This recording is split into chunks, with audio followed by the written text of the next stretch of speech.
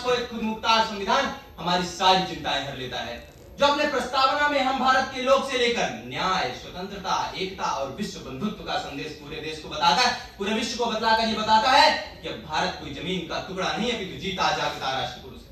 हमें तब तथाकथित बुद्धिजीवियों पे अंतरराष्ट्रीय पटल से गूंज आती है कि भारत 1951 के आम चुनाव नहीं करवा पाएगा। तब भारत के मतदाताओं ने अपने समान मताधिकार का प्रयोग करते हुए न केवल चुनाव को सफल बनाया, अपितु पूरे विश्व को संदेश दिया कि भारत दुनिया का सबसे बड़ा लोकतंत्र है। आदरणीय अधिनायक मंडली, हमें ये भूलना नहीं चाहिए कि 1962 के दौर में जब भारत में अनाज की किल्लत थी, जब भारत में अनाज की किल्लत थी, बहुत ज्यादा अनाज की कमी थी, तब हमें ये सोचने पर विवश होना पड़ता है कि उस समय पे हमारे प्रधानमंत्री श्री लाल बहादुर शास्त्री जी ने विवश होकर एक दिन के उपवास का आहवान किया। और आज म्यांमार में आई विध्वंसक आपदा के बाद अगर हम उनको तत्कालीन बिना कोई समय गवाए तुरंत खाद्य सहायता भेजते हैं, तो ये भारत की आत्मनिर्भरता और भारत की प्रगति को दिखाता है।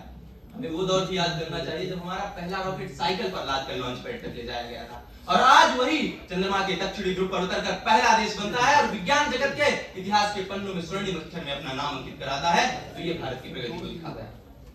हम वो देश हैं जिसका आजादी के बाद शुरुआत भले ही धार्मिक विभाजन के आधार पर हुई हो, लेकिन आज जब हम ईद और नवरात्र एक साथ मना रहे हैं तो विश्व को धार्मिक बंधुत्वता का संदेश देने का कार्य अगर कोई कर रहा है वो मात्र और मात्र भारत देश कर रहा है। लेकिन आज भी भारत चुनौतियों से परे नहीं, जहां एक और अनुच्छेद 21 हमें जीवन जीने का अधिकार देता है, तो दूसरी ओर दिल्ली, बेंगलुरु, कलकत्ता जैसे शहरों में लाखों लोग जहरीली हवाओं से मारे जाते हैं, जहरीली हवाओं से परेशान होते हैं। जहां महिलाओं को एनसीआरबी की डाटा उठाकर देखने पर मिलता है कि महिलाओं के साथ हर दिन लगभग 80 से ज्यादा महिलाओं के साथ दुष्कर्म किया जाता है, तो ये हमें सोचने पर विवश करता है कि किस ओर बढ़े।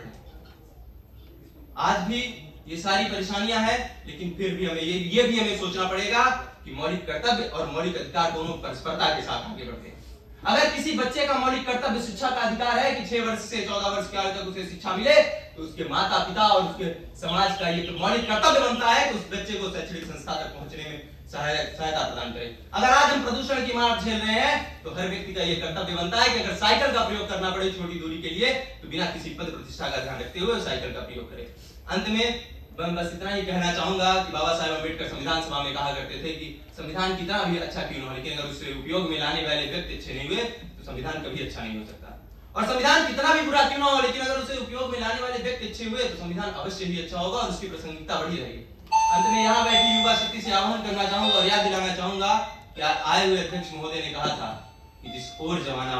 जवानी चलती है उस ओर जमाना चलता है। आइए भारत के विकास में सहयोगी बनिए। धन्यवाद। भारत माता की जय, वंदे मातरम। जय।